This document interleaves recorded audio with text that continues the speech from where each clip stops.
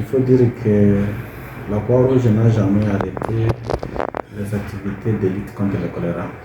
Sauf qu'il y avait eu un moment où la Croix-Rouge a réduit un peu ses activités, parce qu'il y a des activités qui demandent des moyens, et alors elle était restée avec les activités qui ne coûtaient pas cher. Donc, la lutte contre le choléra prend beaucoup d'aspects. Il y a d'abord le fait qu'il faut permettre à la population d'avoir l'accès à l'eau potable, mais il faut aussi avoir des actions pour arrêter la propagation et aussi expliquer à la population comment se protéger contre le choléra. Et donc, on avait déjà arrêté avec les sites de chloration parce qu'on n'avait pas de moyens. Mais la bonne nouvelle que je peux donner à la population, c'est que depuis le 10 avril, nous avons signé un protocole d'accord avec l'UNICEF qui nous permet vraiment de mettre en place toutes les activités pour lutter contre le choléra. Et à ce jour, nous avons déjà installé 32 sites de chloration au point de dosage. C'est vrai qu'il y a beaucoup d'endroits, mais les moyens aussi sont limités. Alors, on n'a pas pu mettre les sites dans tous les endroits, mais il y a déjà 32 sites de chloration. Où nous avons des volontaires qui sont en train de chlorer l'eau. Mais en plus de ça, nous avons déployé les volontaires pour aller décontaminer les ménages dans lesquels il y a eu des cas de choléra. Donc ils sont déjà en train de passer ménage par ménage. Comme la zone de santé nous aide à avoir les adresses de chaque maison où il y a eu des cas de choléra, alors nous envoyons déjà les volontaires pour aller désinfecter non seulement les ménages, il y a eu les cas de choléra, même 18 maisons qui sont aux alentours pour vraiment arrêter la propagation de la maladie.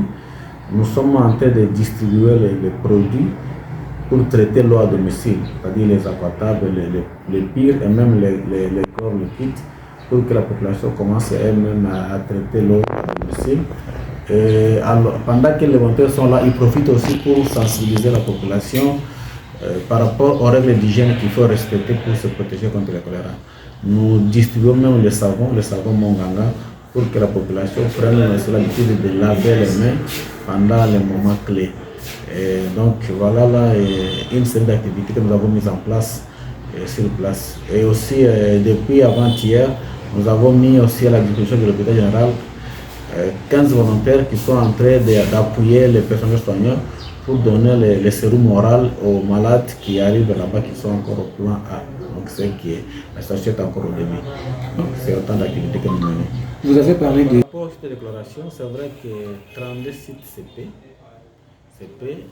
mais le programme que nous avons avec l'UNICEF, c'est ce qu'il a prévu qu'on installe 32 sites. Mais il y a déjà aussi le partenaire MSF qui est passé nous voir pour savoir la cartographie de nos sites, afin de voir comment aussi ajouter d'autres sites. Mais il y a aussi les partenaires CICR avec qui on est dans les discussions pour voir aussi comment mettre aussi en place d'autres sites. Donc les 32 sont déjà là, mais il y a des discussions qui sont en cours pour voir comment vraiment ajouter d'autres sites. Maintenant, par rapport au savon et aux produits pour traiter l'eau, je veux dire que ce n'est pas à vendre, on donne ça gratuitement. Okay. Et comment trouver ça? C'est que nous donnons ça dans les ménages dans lesquels il y a eu des cas de choléra. Donc nous prenons les ménages dans lesquels il y a eu des cas de choléra et les 18 autres qui sont aux alentours de ça. C'est ça, donc il n'y a pas d'autres conditions. On ne peut pas venir ici à la police pour demander non. Les critères, c'est que votre maison, il y a eu un malade de choléra, on a l'adresse, on arrive là, on vous donne et on prend aussi 18 autres maisons qui sont... Alors, la date de 8 mai a été instaurée pour commémorer des événements. Il y a d'abord la naissance du fondateur du mouvement, qui est Jean-Henri Dina, mais aussi même la naissance du mouvement. Donc, nous célébrons ça, c'est vraiment pour se rappeler de ce grand humanitaire qui a pensé à sauver les vies humaines, mais aussi pour voir les actions que nous faisons au profit de la population. C'est pourquoi chaque année, il y a toujours un thème qui est dédié à la journée, et ça a un sens par rapport à cette année. Pour cette année, le thème qui est retenu, c'est du côté de l'humanité.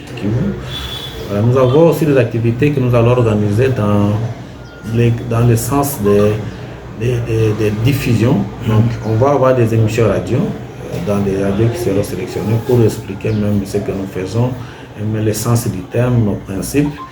On aura aussi des activités où on va inviter les journalistes, on va inviter aussi certaines catégories de personnes qui sont en train d'utiliser abusivement l'emblème Croix-Rouge.